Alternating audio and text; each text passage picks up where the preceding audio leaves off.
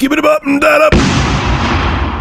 So according to Nintendo Canada General Manager Pierre-Paul Trapinier, Nintendo is going to reveal more big third-party partnerships at E3 2013. This is what he had to say about it.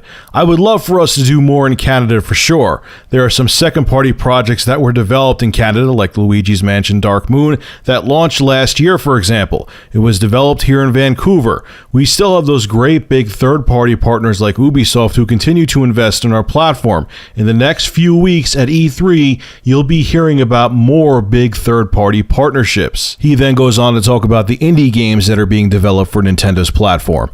Beyond the big guys, as a gamer myself, I'm more excited about the smaller indie games that are popping up. There are lots of partnerships in place with indie developers that are doing really well or are in the works for our platform, both on our 3DS platform and Wii U. Now, he says some stuff here about indie games on smart devices. Take a listen to what he says here. It's just my interpretation of the market, but it seems like there has been a shift in development resources away from smart devices, which is a very crowded space right now, to the type of eShops where discoverability is less of an issue and we can work together to make games like Shovel Knight and one of my favorites, Guacamelee, to eventually become huge games. I'm not sure if I have any data to back that up. That's just my sense. Speaking with friends in the industry, it feels like a few years ago there was such a move by indie developers to build apps and put them up on smart device stores.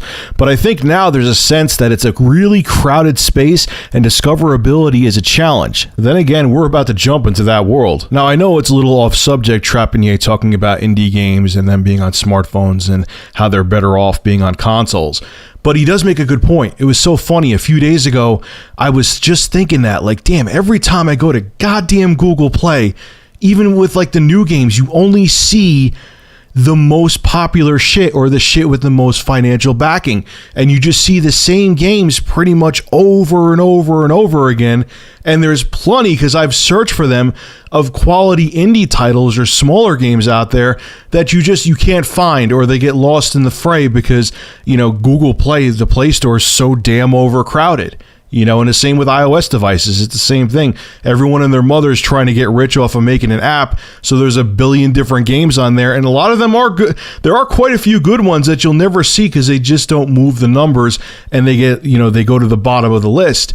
And I see that on the especially with Nintendo and Sony, it seems they're really embracing the indie developer, and they're giving these guys a chance to shine where they wouldn't have that chance on a Google or Android device or an iOS device. So he has a really good point with that. He does. I mean, in the mobile space, how can some wet behind the ears indie dev that's brand new to the scene, even if their game is awesome, compete with a game like Game of War Fire Age that has a multi-million-dollar budget and Kate Upton's boobs behind it? They don't have a chance in hell. But getting back on topic, I'm glad to hear that Nintendo is going to have big third-party games at E3 2015. I'm excited about it.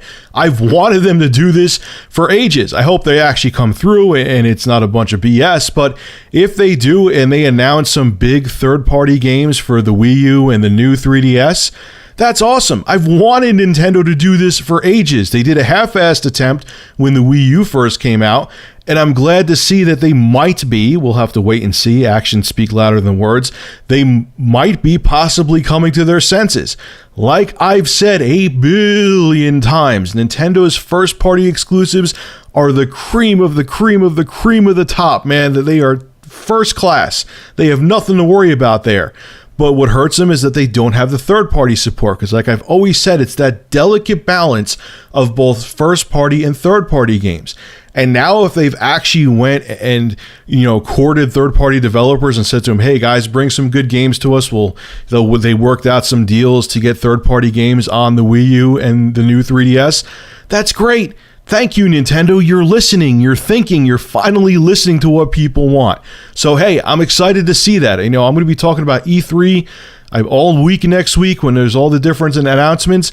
And if I see that Nintendo has a whole bunch of third-party games coming to their consoles, I am going to be super happy. I'll be very happy to see that. Finally, Nintendo, I hope you're not just talking out of your ass, but if you're not, and I see a bunch of third-party games, you're listening to us. You're finally listening, and thank you if you actually do that. All right, folks, this is Rich of Review Tech USA. Make sure to rate, comment, favorite, and subscribe. And as always, thank you for supporting my channel. Have a good one.